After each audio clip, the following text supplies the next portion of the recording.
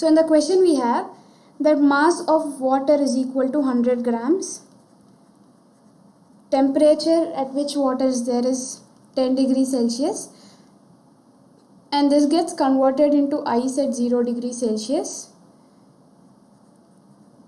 And the time taken will be equal to 100 seconds. We need to find the power of the refrigerator. We know power is work done by time. Time is given. We need to find work done.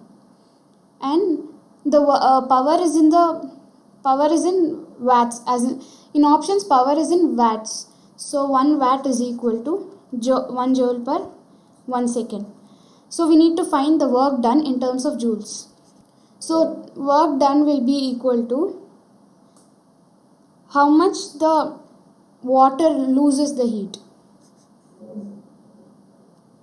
So first water will be at 100 degrees Celsius. It gets converted into, first water will be at 10 degrees Celsius. It gets converted into water at 0 degrees Celsius, and this gets converted into ice at 0 degrees Celsius.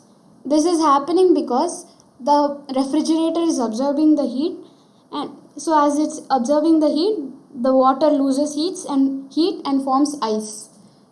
So here there's change in temperature, so we should apply ms delta T formula. Here there's no change in temperature, but there is change in state. So we need to apply m into L formula. So the total heat lost is equal to ms delta T plus m into L. Here mass is 100 grams. This is equal to 0.1 kg. So 0.1 kg into specific heat of water is equal to 4200